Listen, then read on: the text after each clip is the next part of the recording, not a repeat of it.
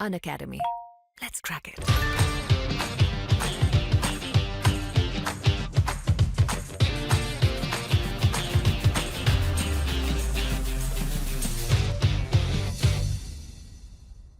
नमस्कार दोस्तों, welcome to सरकार स्टडी बेस। तो चलिए आज की क्लास में हम पढ़ने वाले हैं अगली जो चीज़ें हमारी राष्ट्रीय आय से संबंधित, जैसे कि आप देख सकते हैं यहाँ पे सकल घरेलू उत्पाद, शुद्ध घरेलू उत्पाद, सकल राष्ट्रीय उत्पाद, शुद्ध राष्ट्रीय उत्पाद, राष्ट्रीय आय, निजी आय, व्यक्तिगत आय, प्रति व्यक्ति आय। इन सभी चीज़ों के बारे में हम यहाँ पे विस्तार से जानेंगे। ये सारे कॉन्सेप्ट है जिसके कारण हमें राष्ट्रीय आय को जानने में काफ़ी हेल्प मिलती है। तो इन सभी चीज़ों के बारे में हम एक एक करके यहाँ पे जानेंगे।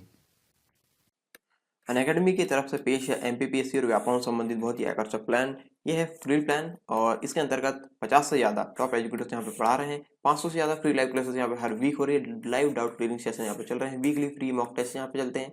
फ्री लाइव क्विज चलती है। 20 से ऐसे ज़्यादा क्वेश्चन यहाँ पे कवर कराए जा रहे हैं हर सब्जेक्ट को मिला करके। डेली T20 सीरीज चल रही है जो कि फ्री है, फ्री लाइव क्विज है और 20 क्वेश्चन इसमें रहते हैं, 20 प्रश्न इसमें रहते हैं और 20 मिनट के अंदर आपको देना होता है इसका आंसर। 8 बजे चलती है सीरीज और 8:30 बजे से इसका पेपर एनालिसिस कराया जाता है टॉप एजुकेटर्स के द्वारा। इसके लिए आपको करना क्या होगा, अनअकैडमी का ऐप डाउनलोड करना होगा। इसमें आप अनअकैडमी से संबंधित जो एमपीपीएससी और व्यापम के कोर्स है उसमें जो गोल है वो आपको चूज करना होगा और यहाँ पे सरकार 10, ठीक है, सरकार 10 प्रोमो कोड आपको यूज करना है। यहाँ पे इस कोड की सहायता से ही आप फ्री प्लान को एक्टिवेट कर पाएंगे। याद रहे, इस कोड की सहायता से ही आप फ्री प्लान को एक्टिवेट कर पाएंगे, तो ये कोड आप जरूर डालिए। इसके बाद यहाँ पे प्लस बैचेस है फॉर ऑल राउंड प्रिपरेशन के लिए और 7 दिन का लाइव क्रैश कोर्स यहाँ पे चलने वाला है। लाइव एमसीक्यू रिवीजन बैचेस हैं यहाँ पे। Dedicated live doubt clearing batches हैं यहाँ पे। Recorded batch with live doubt clearing complete revision at your own page, ठीक है। तो यहाँ पे अपनी सहूलियत के हिसाब से आप अपना रिवीजन यहाँ पे कर सकते हैं। फाउंडेशन प्री प्लस मेंस का बैच यहाँ पे एमपीपीएससी का स्टार्ट हो रहा है 29 दिसंबर। प्रीलिम्स कंपाइलेशन बाय मार्च, ठीक है। 20 से ज़्यादा प्रीलिम मॉक टेस्ट यहाँ पे होंगे प्रैक्टिस के लिए। 20 से ज़्यादा question bank for daily practice. PDF revision notes in every class. Her class में आपको पीडीएफ दिया जाएगा ताकि आप रिवीजन कर सकें। यदि आप रिवाइज करना चाहते हैं तो यहाँ पे संपूर्ण ज्ञान का कोर्स चल रहा है। जो बैच है रिवीजन कोर्स है ये फॉर एमपीपीएससी प्रीलिम्स 2020। और इसके अलावा मैं आपको बता दूँ, यदि आप already in middle of your revision, यदि आप अपना रिवीजन कर रहे हैं तो एनरोल कीजिए डाउट क्लियरिंग क्लासेस में और यहाँ पे अपनी प्रिपरेशन को बूस्ट कीजिए। और जो लाइव डाउट क्लियरिंग सेशन है वो स्टार्ट हो रहे हैं 29 दिसंबर से और वीकली 12 लाइव सेशन यहाँ पे दिए जाएंगे सब्जेक्ट वाइज, जो कि बाइलिंगुअल होने वाला है, ठीक है।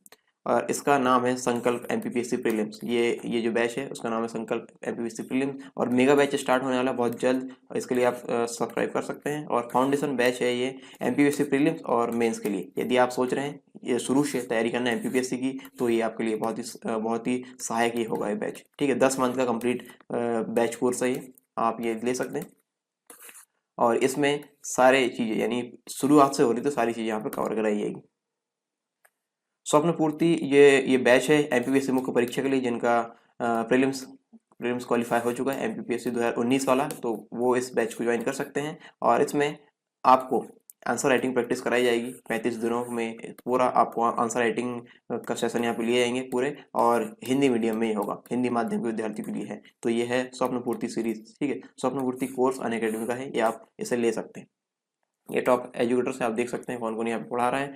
और जैसा कि यहाँ पे दिए गए ऐप में प्लस कोर्स आपको लेना है तो प्लस कोर्स में जाइए अनअकैडमी के अंतर्गत और यहाँ पे गेट सब्सक्रिप्शन कीजिए। इसके बाद अपने अनुसार आप यहाँ पे प्लान ले सकते हैं। 1 महीने का, 3 महीने का, 6 महीने का, 12 महीने और 24 महीने, जैसा भी आपको लेना है आप ये अपने अनुसार आप ले सकते हैं। और याद रहे प्रोमो कोड यूज करिए सरकार 10, आप इससे 10% का डिस्काउंट पा सकते हैं। Download Unacademy app, let's crack it. देखिए पहली चीज़ अगर बात करूं मैं तो पहली चीज़ आपके सामने निकल कर के आती है सकल घरेलू उत्पाद। सकल घरेलू उत्पाद को बोला जाता है जीडीपी। जीडीपी मतलब क्या होता है? जीडीपी मतलब होता है ग्रॉस डोमेस्टिक प्रोडक्ट। जीडीपी मतलब क्या होता है? ग्रॉस डोमेस्टिक प्रोडक्ट, यानी कि सकल घरेलू उत्पाद। अब ये होता क्या है? सकल घरेलू उत्पाद जो होता है किसी अर्थव्यवस्था में एक वित्तीय वर्ष का मतलब होता है, हम बात करें 1 अप्रैल की, 1 अप्रैल से लेकर 31 मार्च, तो 1 अप्रैल से लेकर 31 मार्च को हम बोल देंगे एक वित्तीय वर्ष। एक वित्तीय वर्ष में उत्पादित सभी अंतिम वस्तु एवं सेवाओं का जो मौद्रिक मूल्य होता है उसे बोला जाता है क्या? उसे बोला जाता है सकल घरेलू उत्पाद। अब एक जो सभी मतलब जो वस्तु एवं सेवाएं होती है वो किस किस क्षेत्र से संबंधित होगी? देखिए यहाँ आप देख सकते हैं, जो ग्रॉस का मतलब होता है सभी चीज, जिसमें तीनों सेक्टर्स इंक्लूड होते हैं, primary sector, secondary sector, tertiary sector. इन सभी के अंतर्गत जो भी वस्तु एवं सेवाएं वो यहाँ पे सम्मिलित की जाती है। डोमेस्टिक मतलब होता है एक कंट्री, यानी कि हम बात करें एक कंट्री यानी कि इंडिया की, हमारे भारत की। उसके बाद प्रोडक्शन यानी कि value of production in single year, यानी कि 1 अप्रैल से 31 मार्च। तो ये सभी चीज़ें यहाँ पे शामिल कर ली जाती है और इन सभी का जो मौद्रिक मूल्य होता है वो कहलाता है यहाँ पे क्या? सकल घरेलू उत्पाद। इसमें क्या होता है, देश की सीमा के बाहर जो की जाने वाली जो आर्थिक गतिविधियां होती है उसको शामिल नहीं किया जाता है। जैसे ये भारत है, ठीक है, भारत है, भारत के बाहर अगर कोई भारतीय भी यहाँ कुछ आर्थिक गतिविधि करता है तो उसको यहाँ पे शामिल नहीं किया जाएगा। भारत में एक वित्तीय वर्ष 1 अप्रैल से 31 मार्च तक चलता है, ये भी आपको पता है। और इसका आकलन जो होता है राष्ट्रीय तथा निजी जो उपभोग है, सकल निवेश है, इसके अलावा सरकारी एवं जो व्यापार है, निर्यात आयात की बात करें तो इसके योगफल द्वारा प्राप्त किया जाता है। और इस विधि में जो होता है देश के बाहर उत्पादित आयात के जो व्यय है तथा उन देशों में निर्मित जो वस्तु है एवं सेवा है उसका मूल्य जुड़ा होता है, जिन्हें देश में नहीं बेचा गया है। तो ये चीज़ हमको यहाँ पे देखने को मिलती है इसके अंतर्गत, जीडीपी के अंतर्गत। तो जीडीपी में हम बात करें यहाँ पे हमको क्या क्या चीज़ें देखने को मिलती है। जैसे आप यहाँ देखें तो जीडीपी के अंतर्गत शामिल जो है भारत का एक प्रकार से भौगोलिक क्षेत्र है, वो हम देखें तो कौन कौन सा क्षेत्र भारत के अंतर्गत शामिल किया जाता है। जैसे हमने बात करी थी एक कंट्री, तो एक कंट्री के अंतर्गत क्या क्या चीज़ यहाँ पे शामिल की जाएगी। तो एक भारत का राजनीतिक क्षेत्र है, राजनीतिक क्षेत्र का मतलब होता है सभी राज्य और केंद्र शासित प्रदेश इसके अंतर्गत आएंगे। फिर उसके बाद भारत के आसपास हम देख सकते हैं यहाँ पे कुछ जगह और होती है, नॉटिकल मील जिसे बोलते हैं 200 नॉटिकल मील तक। तो ये देखिए विशेष आर्थिक क्षेत्र कहलाता है, जिसे इकोनॉमिक एक्सक्लूसिव जोन बोला जाता है। ये तट रेखा से 200 नॉटिकल मील तक होता है, यानी कि हम बात करें 370 लगभग किलोमीटर की दूरी तक यहाँ पे होता है, जिस पर भारत का अधिकार होता है। समुद्री सीमा हम बोले, समुद्री सीमा जो होती है वो 200 नॉटिकल मील तक होती है। विदेशों में स्थित राजनयिक कार्यालय जो होते हैं, दूतावास वगैरह, जैसे हम बात करें एम्बेसी वगैरह होती है, हाई कमीशंस वगैरह होते हैं, कंसुलेट जो ऑफिस होते हैं जिसे वाणिज्यिक दूतावास बोलते हैं। तो ये सभी किसके अंतर्गत शामिल किए जाते हैं? भारत क्षेत्र के अंतर्गत शामिल किए जाते हैं, ठीक है, यानी भारत का भौगोलिक क्षेत्र।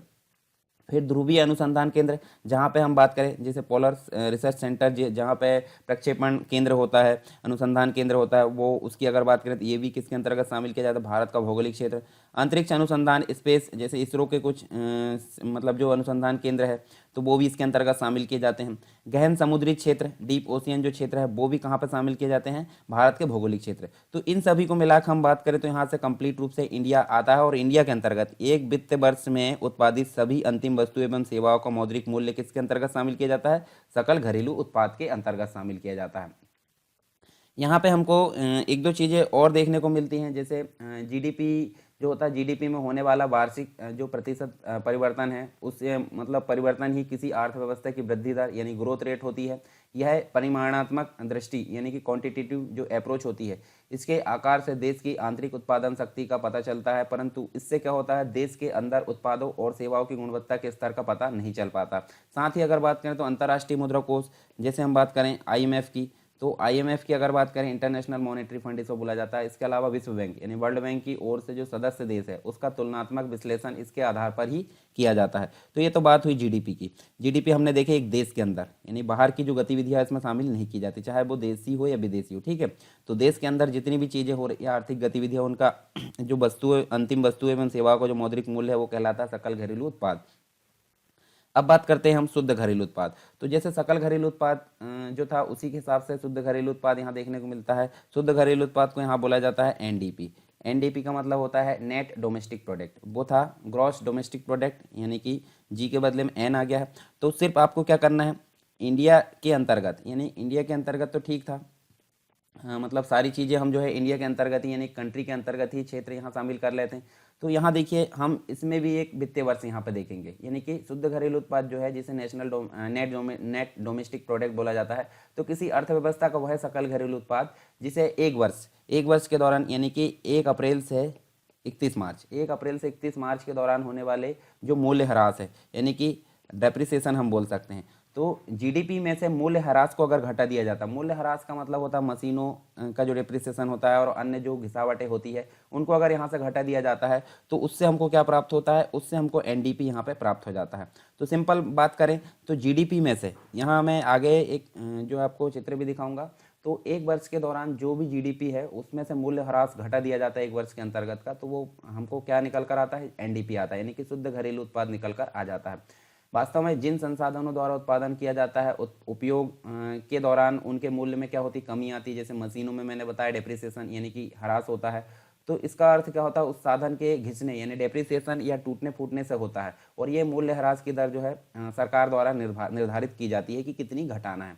भारत में इसका निर्धारण क्या किया जाता है, केंद्रीय वाणिज्य एवं उद्योग मंत्रालय करता है और यह एक सूची जारी करता है जिसके अनुसार विभिन्न जो उत्पाद होते हैं उसमें होने वाले मूल्य ह्रास या घिसावट की दर तय यहाँ पे की जाती है। चलिए यहाँ पे हमको दो चीज़ें देखने को मिलती है, एक तो चालू कीमतों पर जीडीपी देखने को मिलती है, जीडीपी एट करेंट प्राइस, और स्थिर कीमतों पर जीडीपी यानी कि GDP at constant price. Constant मतलब होता है फिक्स्ड और करेंट मतलब होता है चालू, ठीक है। तो चलिए दोनों के बारे में यहाँ पे देख लेते हैं।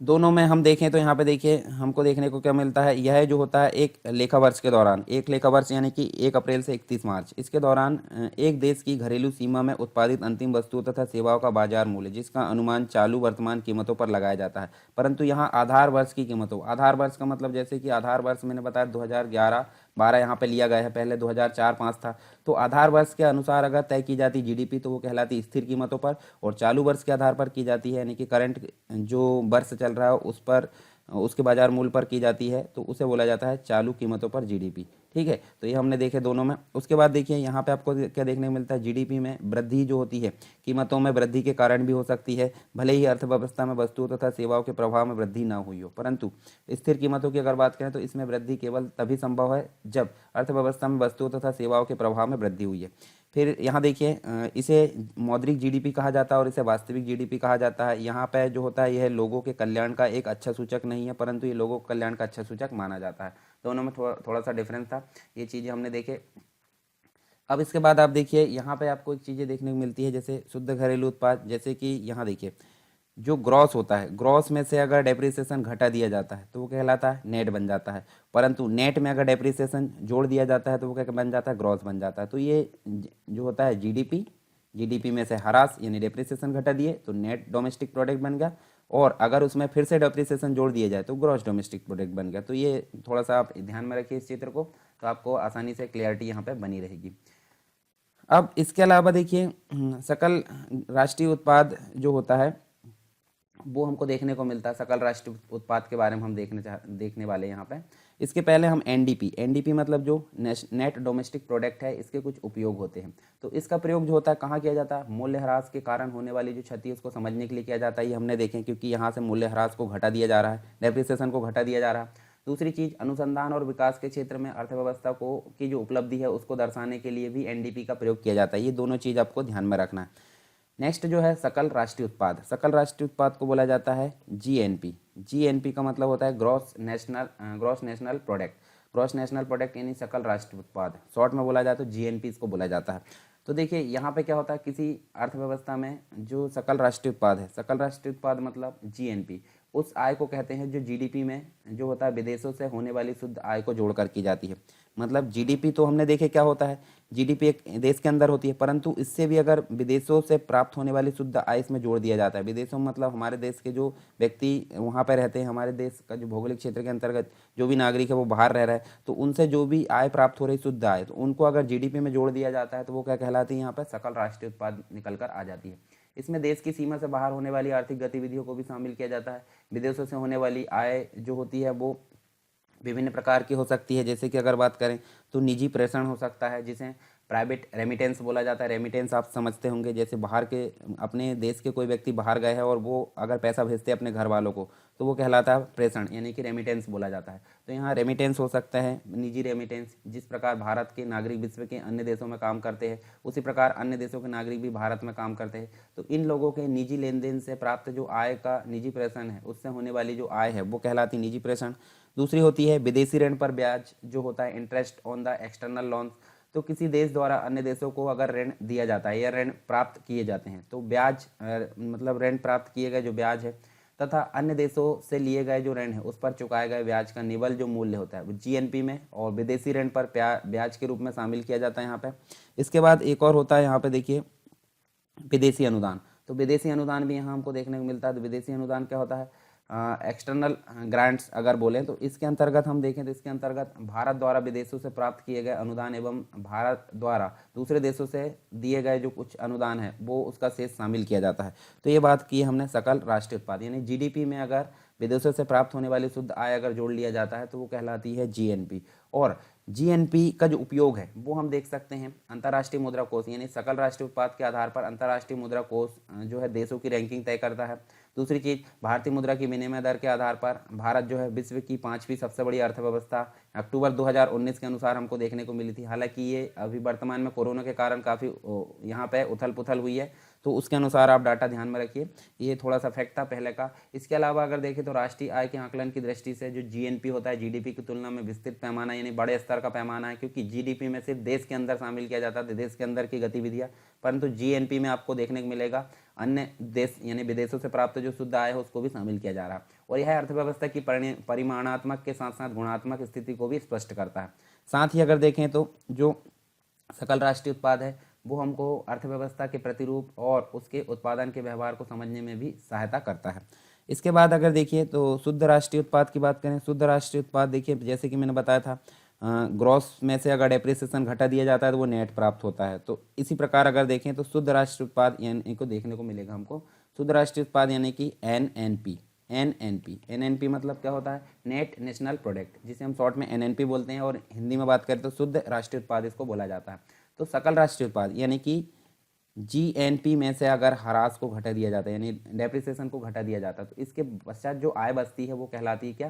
शुद्ध राष्ट्रीय उत्पाद यानी कि किसी भी अर्थव्यवस्था का शुद्ध राष्ट्रीय उत्पाद जिसे एनएनपी बोला जाता है।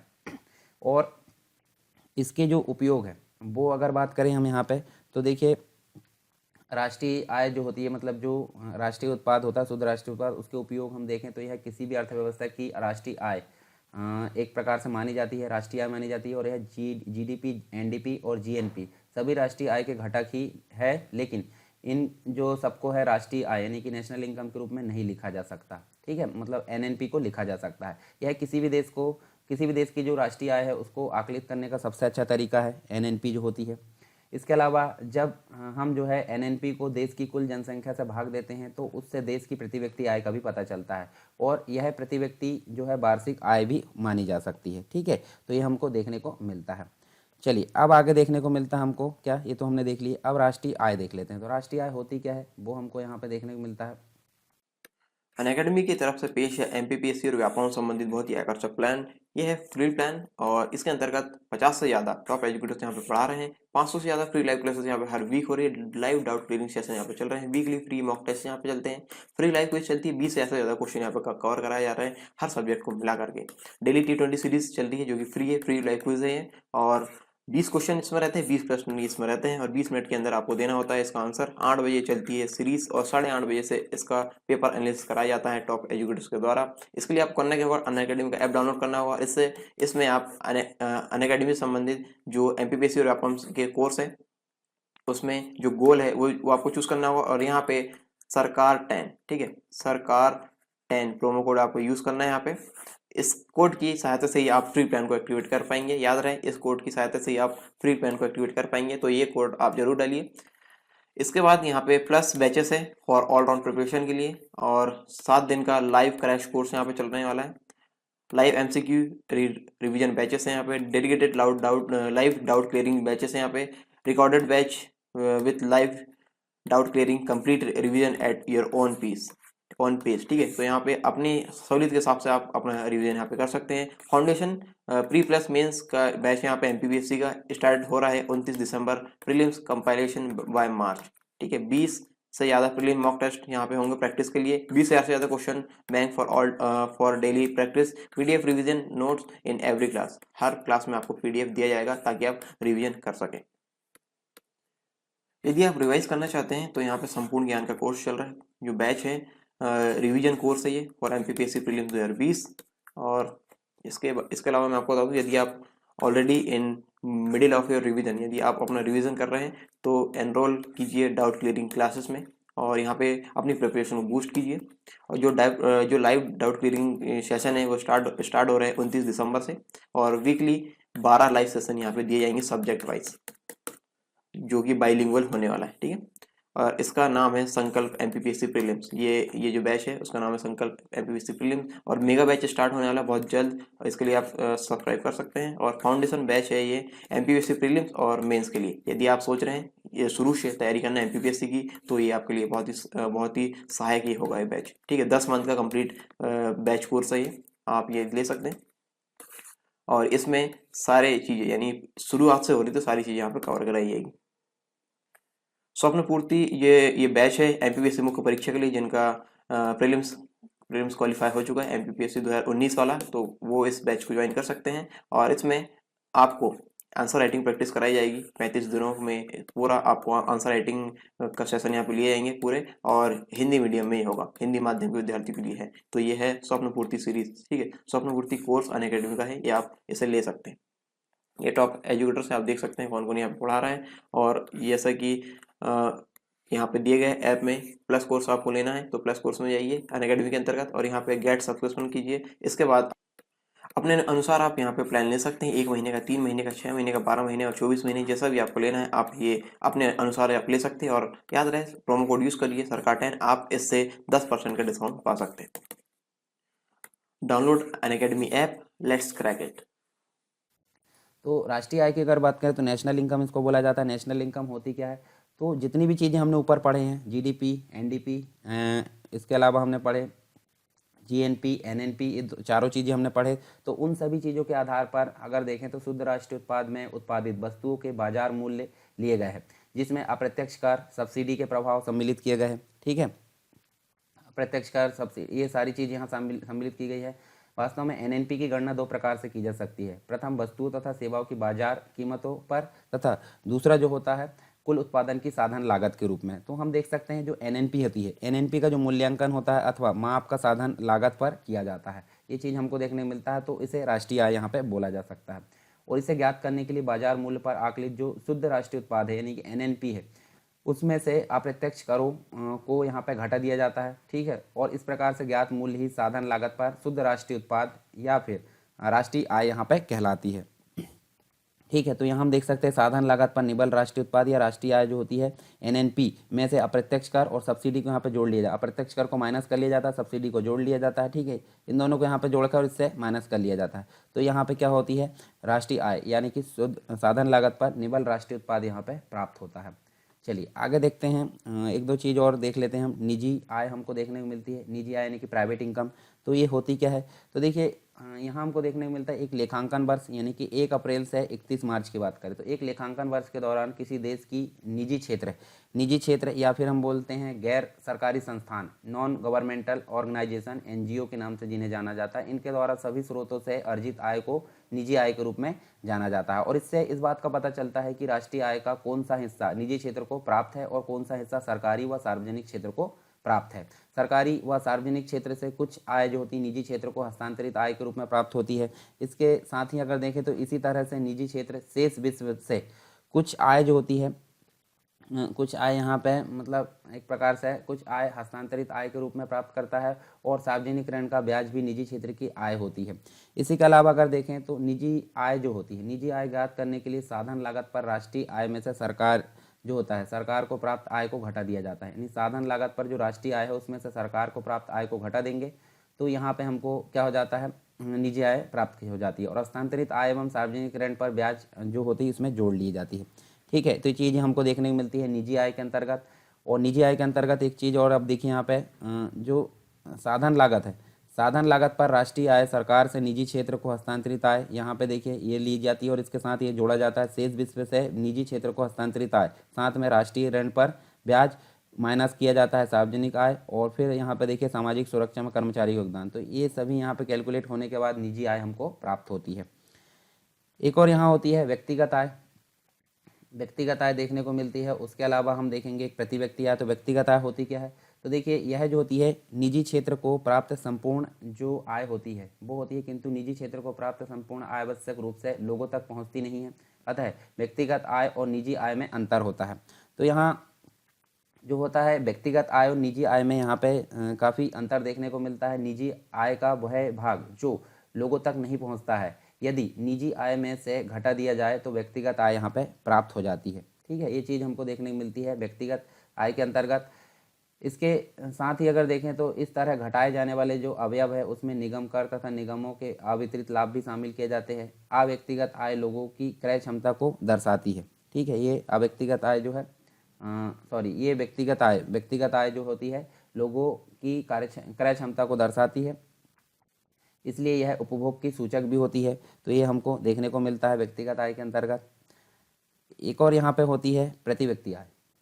तो प्रति व्यक्ति आय क्या होती है? पर कैपिटा इनकम इसको बोला जाता है। तो पर कैपिटा इनकम जो होती है साधारण लागत पर निबल राष्ट्रीय उत्पाद यानी कि एनएनपी अर्थात जो राष्ट्रीय आय है उसको देश की कुल जनसंख्या में से भाग देने पर प्रति व्यक्ति आय प्राप्त होती है।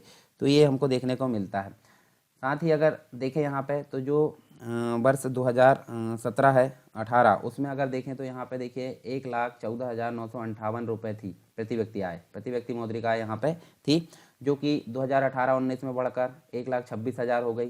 फिर उसके बाद आर्थिक समीक्षा आई 2019-20 की, तो यहाँ पे हमको प्रति व्यक्ति आय 1,35,000 देखने को मिली। तो इस प्रकार से ये वृद्धि भी देखने को मिलती है। ठीक है, और व्यक्तिगत जो व्यय योग्य आय होती है वो भी हमको यहाँ पे देखने को मिलती है, जिसके अंतर्गत देखें तो हमको कुछ चीज़ें और देखने को मिलती है। तो चलिए यहाँ पे जो बाकी की चीज़ें हैं वो हम यहाँ पे देख लेते हैं। राष्ट्रीय आय और निजी आय क्या होती है, एक नज़र आप यहाँ स्क्रीनशॉट लेकर देख सकते हैं। जैसे इसमें अर्थव्यवस्था के सार्वजनिक क्षेत्र तथा निजी क्षेत्र दोनों ही आय शामिल की जाती है और निजी में केवल अर्थव्यवस्था के निजी क्षेत्र की आय शामिल की जाती है। राष्ट्रीय आय में इसमें केवल कारक आय शामिल की जाती है, हस्तांतरित आय इसमें शामिल नहीं की जाती। और इसमें जो होता है राष्ट्रीय ऋण पर दिया गया ब्याज शामिल नहीं किया जाता। परंतु यहाँ इसमें जो होता है निजी आय में इसमें कारक आय तथा हस्तांतरित आय दोनों शामिल की जाती है। इसमें राष्ट्रीय ऋण पर दिए गए ब्याज को शामिल किया जाता है।